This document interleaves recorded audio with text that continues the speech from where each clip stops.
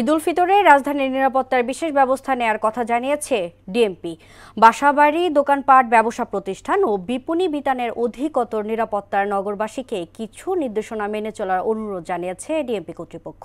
পুলিশের নেয়া পদক্ষেপের পাশাপাশি ব্যক্তি বা প্রতিষ্ঠান পর্যায়ে সচেতনতা বাড়ানো গেলে অপরাধ দমন সফল হবে বলে জানান ডিএমপির মুখপাত্র উপপুলিশ কমিশনার তালিবুর রহমান। এসিও সেলিমের প্রতিবেদনে। ঈদের সময় প্রতি বছর পরিবারের টানে রাজধানী ছেড়ে যায় কয়েক লাখ মানুষ। স্বজন ও পরিবারের সাথে ঈদ আনন্দ ভাগাভাগি শেষে পেটের টানে আবার ফিরে আসে রাজধানীতে। মাঝের এ সময়ে ফাঁকা বাড়ি ঘরে ঘটে নানা অপরাধ। এবার ঈদ উল ফিতরে রাজধানীর বাসাবাড়ি ও ব্যবসা প্রতিষ্ঠানের নিরাপত্তায় সব ধরনের প্রস্তুতি নেওয়া হয়েছে বলে জানান ডিএমপির মুখপাত্র তালিবুর রহমান। আবাসিক এলাকা, বাণিজ্যিক এলাকা কেন্দ্র করে আমাদের কর্মসূচি গ্রহণ করেছি। তার মধ্যে আমাদের যে নিয়মিত টহল কার্যক্রম সেটা আরো জোরদার থাকবে।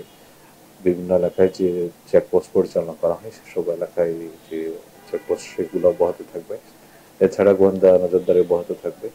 ইতিমধ্যে যে আমরা অক্সিলারি পুলিশ অফিসার নিয়োগ করেছি তাদেরকে আরো কার্যকর করা হবে এবং বিভিন্ন মহল্লায়, বিভিন্ন এলাকায় তাদের যে উপস্থিতি সেটা কার্যকর উপস্থিতি সেটা আমরা নিশ্চিত করব। ডিএমপির পদক্ষেপ সফল করতে বিপণী বিতান, বাসাবাড়ি ও ব্যবসা প্রতিষ্ঠান মালিকদের কিছু নির্দেশনা মেনে চলার অনুরোধ জানান এই পুলিশ কর্মকর্তা।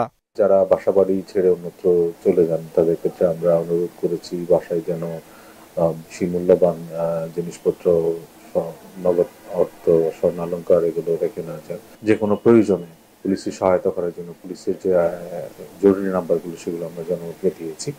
কোনো কারণে কেউ যদি কোনো বিপদ আজ করতে পারে বা আজ করে, সেক্ষেত্রে দ্রুততম সময়ের ভিতরে পুলিশ যাতে সাড়া দিতে পারে সেই জন্য এসব নাম্বারে যোগাযোগ করার জন্য নগরবাসীকে অনুরোধ করা হয়েছে।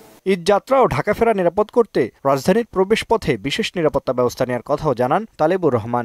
ঈদ যাত্রা সেটাকে নির্বিঘ্ন করার জন্য বিভিন্ন বাস স্টেশন, রেল স্টেশন এগুলোতে আমাদের বিশেষ নিরাপত্তা কর্মসূচি নেওয়া হয়েছে। এস ইউ সেলিম, মোহনা সংবাদ, ঢাকা।